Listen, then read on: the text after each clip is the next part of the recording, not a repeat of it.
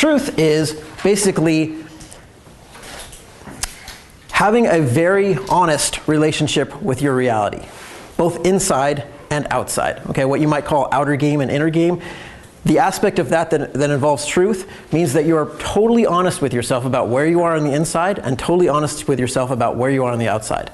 So for example, if you're in a relationship right now, say a monogamous one, like I was for many years, your inner truth is how you feel about that relationship.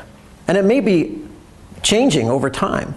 Okay, it may not just be like, this is my truth all the time. Maybe like, oh, today this is my truth, and tomorrow this might be my different truth. I feel a little differently about the relationship. But in any present moment, you can gauge what is your truth. How do you feel? Just check in with yourself. How do you feel about your life as a whole? Okay, what is the truth there? Are you satisfied with it?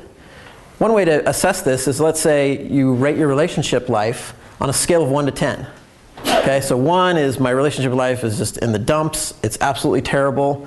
I hate where I am right now. 10 is total bliss. Okay? How would you rate that? Okay, just pick a number for yourself right now, just kind of silently in your head. But pick something. Okay? That's a little truth assessment. Now, sometimes when I've spoken, just giving that little exercise to people, I've had people leave the room in tears just by picking the number.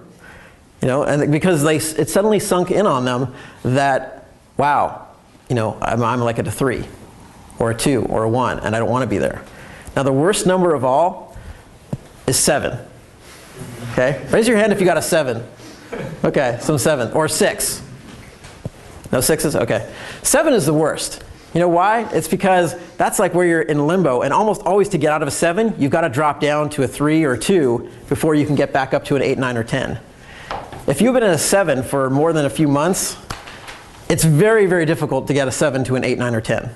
Okay, it's very, very difficult to improve because a 7 is what you might call a local maximum, let's say here's your path of optimal growth, okay, and a 7 gets you to this high, and a 10 gets you up here. But the problem with a 7 is that every direction from that 7 is down.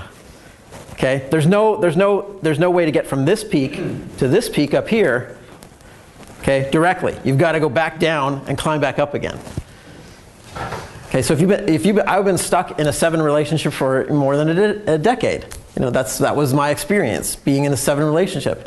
And the tricky part is you just think, well, it's pretty good. It's almost what I want. It's not so bad. I can handle this. Okay, that is a lack of alignment with truth. If it's a 7, call it a 7. But also admit to yourself, okay, here's the second aspect of truth. So the first aspect of truth is just acknowledging and accepting the truth as it is, acknowledging and accepting your reality. The second aspect of truth